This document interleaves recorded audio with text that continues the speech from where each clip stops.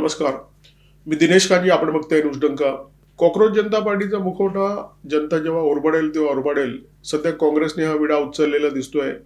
कोणाला जोडे उचलायला द्यायचे, कोणाचे जोडे उचलायचे आणि कोणाला जोडे मारायचे हे काँग्रेसवाल्यांना जेवढं कळतं तेवढं क्वचितच कोणाला कळत असेल. प्रियंका खरगे जे काँग्रेसचे नेते आहेत, काँग्रेस अध्यक्ष मल्लिकार्जुन खरगे यांचे चिरंजीव आहेत आणि कर्नाटकचे गृहमंत्री आहेत. त्यांनी अभिजित दिपके आणि कंपनीला निमंत्रण दिलेलं आहे. कर्नाटकमध्ये या, उपोषण करा, आंदोलन करा. अर्थात हे निमंत्रण अभिजित दिपके आणि त्याची टोळी स्वीकारणार नाही याच्याबद्दल कोणाच्याच मनात शंका नाहीये. सर्वसामान्य जनतेची अत्यंत किमान अपेक्षा असते, राज्यकर्त्यांना माज असू नये आणि असलाच तर त्याने तो माज दाखवू नये. परंतु काँग्रेसवाले अशा तुच्छ अपेक्षांना फारशी किंमत देताना दिसत नाही. ते आपल्याच टेचामध्ये असतात आणि टेचामध्ये असल्यामुळे अनावधानाने टेचात असलेल्या अनेकांचा ते कडेलोट करत असतात. जंतर मंतरवर केलेल्या आंदोलनामुळे प्रकाश झोतात आलेला अभिजित दिपके हा बहुधा आता काँग्रेसच्या हिटलिस्टवर आहे आणि काँग्रेसने त्याचा कडेलोट करण्याचं मनावर घेतलेलं आहे. पोलीस शिपाई पदाच्या भरतीसाठी कर्नाटकमध्ये परीक्षा झाली. पद होती 3,991 आणि त्याच्यासाठी परीक्षार्थी होते सुमारे 4.5 लाख. 4.5 लाख तरुण या परीक्षेसाठी तयारी करत होते. अनेकांनी महिने अभ्यास केला होता, मेहनत केली होती. परंतु जेव्हा प्रत्यक्षात परीक्षा झाली तेव्हा त्या परीक्षेमध्ये प्रचंड भानगडी झाल्या. इतक्या भानगडी झाल्या की कर्नाटकमध्ये विजयपुरा नावाचा जिल्हा आहे, त्या जिल्ह्यातल्या परीक्षार्थींनी या परीक्षेवर बहिष्कार टाकला. आता तिथले तरुण या परीक्षेच्या विरोधात आवाज उठवतायत, सरकारच्या विरोधात आवाज उठवतायत, सरकारला जाब विचारतायत, आंदोलनाच्या मनस्थितीमध्ये आहेत. पत्रकारांनी हा प्रश्न जेव्हा कर्नाटकचे गृहमंत्री प्रियांक खरगे यांना विचारला तेव्हा खरगे यांनी अत्यंत निर्लज्ज आणि माजोरं उत्तर दिलं. ते म्हणाले की आधी उपोषण होऊ दे, आधी आंदोलन होऊ दे आणि त्याच्यानंतर मी आंदोलनाचा विचार करेन. भाजपचा प्रवक्ता शहजाद पुनावाला यांनी 2-3 दिवसापूर्वी राजीनामा देण्याचा विचार केला, परंतु नंतर सुद्धा तो नरेंद्र मोदी यांच्या प्रेमात आहे. त्याने एक पोस्ट केली. त्या पोस्टमध्ये पुनावाला असं म्हणतो की मोदी हे अपयशी आहेत. गेल्या 12 वर्षामध्ये त्यांना हे सिद्धच करता आलं नाही की ते हुकुमशाह सुद्धा बनू शकतात म्हणून. आता नरेंद्र मोदी आणि भाजप यांची जी प्रकृती आहे ती पूर्णपणे लोकशाहीवादी प्रकृती आहे. आंदोलनाच्या मागे हेतू कोणता आहे हे लक्षात न घेता ही मंडळी ज्याला त्याला कड्यावर घेत असतात. या दिपकेला सुद्धा असाच कड्यावर घेण्याचा प्रयत्न झाला. त्याने जे आंदोलन केलेलं आहे ते खरोखर विद्यार्थ्यांसाठी केलेलं आहे. या भ्रमात भाजपचं सरकार आहे, परंतु काँग्रेसवाले पक्के बेरकी असतात. त्यांना माहिती असतं की हा अरविंद केजरीवाल यांच्या कड्यावर बसलेला आहे. याचं सगळं आंदोलन, याचा सगळा आटापिटा अरविंद केजरीवाल यांच्यासाठी आहे.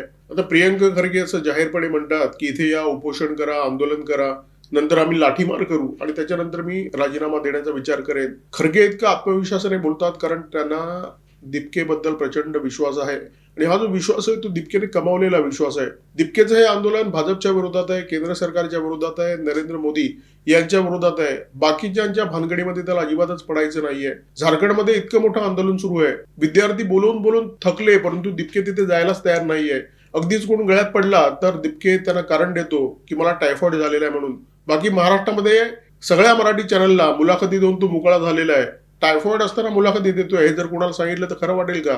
महाराष्ट्रात जशी सरकारी नोकरी मिळवण्यासाठी MPSC ची परीक्षा द्यावी लागते, तशी झारखंडमध्ये JPSC ची परीक्षा द्यावी लागते. या परीक्षेमध्ये प्रचंड मोठा घोटाळा झालेला आहे. परीक्षेमध्ये 300 पैकी 299 गुण ज्या परीक्षार्थ्याला मिळाल्या त्याला नोकरी नाहीये, परंतु जर तुम्ही 40 लाख रुपये दिलेत तर तुम्हाला तात्काळ नोकरी. विद्यार्थ्यांमध्ये प्रचंड आक्रोश आहे. परीक्षार्थी रस्त्यावर उतरले आहेत, सरकारला जाब विचारतायत, आंदोलन पेटलेलं आहे आणि हे जे परीक्षार्थी आहेत ते अभिजित दिपकेला वारंवार फोन कॉल करतायत, व्हिडिओ कॉल करतायत. त्याला सांगतायत की तू 26 दिवस जंतर मंतरवर आंदोलन केलं. म्हणजे आंदोलन त्याने केलंच नव्हतं, तो फक्त कचोऱ्या आणि बर्गर खात होता. आंदोलन केलं सोनम वांगचुक याने. तरी सुद्धा म्हणजे विद्यार्थ्यांना असं वाटतं की याने त्या आंदोलनाचं नेतृत्व केलं. तर तिथे तू 26 दिवस बसलास, इथे 2 दिवस तरी येऊन जा. परंतु अभिजित दिपके तिथे फिरकायला तयार नाहीये आणि कोण अगदीच गळ्यात पडला तर अभिजित दिपके त्याला टायफॉइडचं कारण सांगतो आणि टाळतो. अभिजित दिपके गेले अनेक दिवस महाराष्ट्रातील जवळजवळ प्रत्येक मराठी चॅनलला मुलाखती देतोय आणि पत्रकार सुद्धा त्याला लाडीक प्रश्न विचारतात की लग्न का करत नाहीये, आईबाप काय म्हणतायत. म्हणजे विद्यार्थ्यांच्या आंदोलनामध्ये तू पंजाबमध्ये का गेला नाहीस, झारखंडमध्ये का गेला नाहीस याच्याबद्दल पत्रकार त्याला प्रश्नच विचारत नाहीयेत. परंतु विद्यार्थी मात्र हा प्रश्न उपस्थित करतायत की बाबा ये इथे आंदोलन कर. पंजाबमध्ये सुद्धा फार्मसीचा पेपर फुटला, तिथे सुद्धा आंदोलन होत आहे. अभिजित दिपके प्रश्न विचारतोय. हा आरोप कोणी केलाय? भाजपने ना. दिपकेची ही मानसिकता आहे. दिपके सुपारीबाज आहे हे त्याने वारंवार सिद्ध केलेलं आहे आणि हे प्रियंका खरगे यांना माहिती आहे. त्याला माहिती आहे की याचं आंदोलन मोदींच्या विरोधात आहे आणि मी काही नरेंद्र मोदी नाहीये. त्याच्यामुळे हा इसम कर्नाटकमध्ये फिरकणार नाही, आंदोलन करणार नाही. त्याच्यामुळे आपल्याला लाठीमार करण्याची वेळच येणार नाहीये. बरं, हा दिपके एकटा फक्त लोकांना मूर्ख बनवतोय अशातला भाग नाहीये. कॉक्रोच जनता पार्टीची सगळी जी टीम आहे ती सगळीच विद्यार्थ्यांना मूर्ख बनवण्याच्या धंद्याला लागलेली आहे.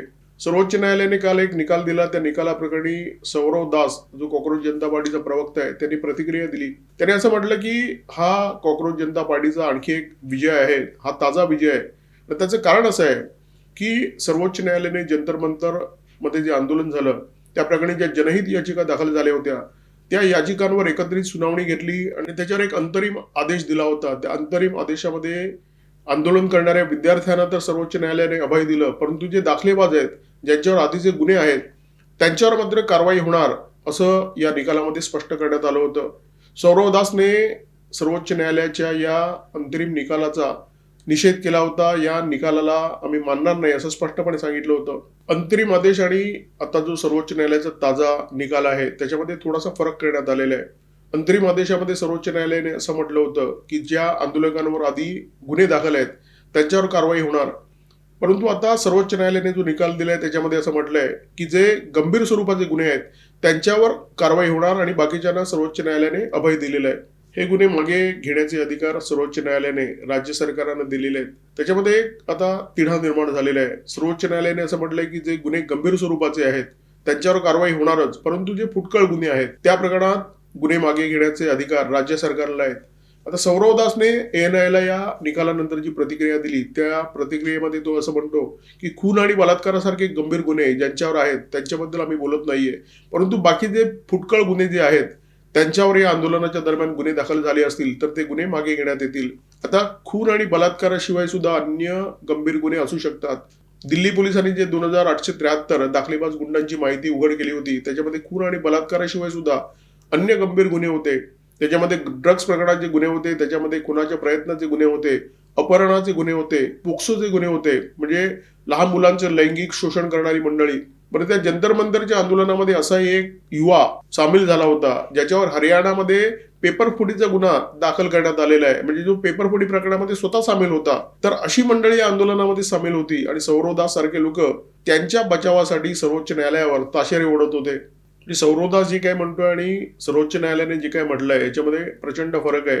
गंभीर गुन्हे सर्वोच्च न्यायालयात जे वाटतात किंवा राज्य सरकारने जे वाटतील ते सौरव दासला वाटत नाहीयेत, ही त्याची समस्या आहे, परंतु गंभीर गुन्हा आहे.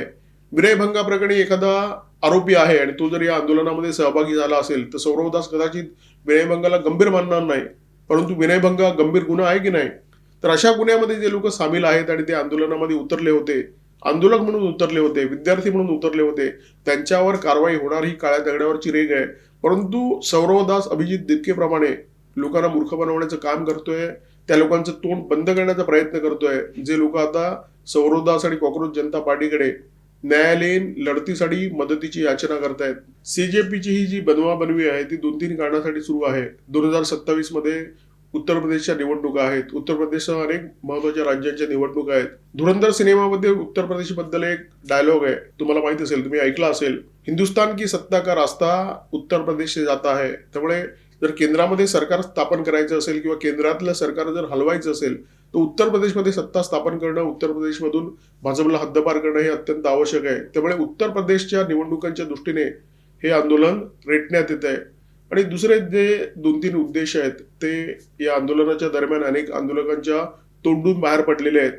मोदी हटाव आणि भारतामध्ये नेपाळ बांगलादेश बनाव ही या आंदोलकांची रणनीती आहे आणि ती आतापर्यंत बऱ्यापैकी उघड सुद्धा झालेली आहे.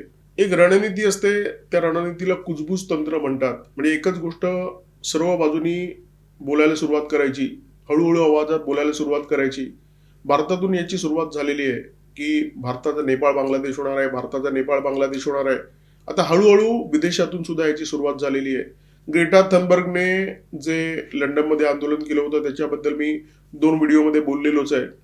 आता रॉरी स्टुअर्ट नावाचा कन्झर्वेटिव्ह पार्टीचा ब्रिटिश खासदार आहे, माजी खासदार आहे, आता तो खासदार नाही, आता तो पॉडकास्टर बनलेला आहे. त्याने एका पॉडकास्टमध्ये असा दावा केलेला आहे की भारतात सुद्धा नेपाळ बांगलादेशची पुनरावृत्ती होऊ शकते. तो असं म्हणाला की जंतर मंतरवर जे आंदोलन झालं ते नेपाळ बांगलादेश सारख्या आंदोलनाची सुरुवात ठरू शकते.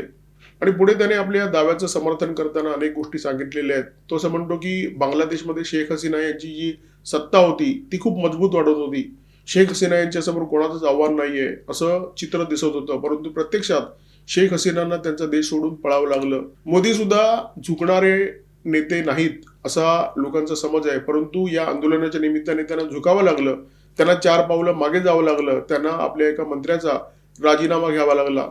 पुढे जाऊन हा रॉरी स्टोर असं म्हणतो की पूर्वी भारतामध्ये जी आंदोलनं झाली मोदी सरकारच्या विरोधात त्या आंदोलनांना लेफ्टिस्ट आणि इस्लामिस्ट आंदोलन असा टॅग लावून मोदी आणि त्यांचं सरकार हात झटकायचं, भाजपचे नेते हात झटकायचे.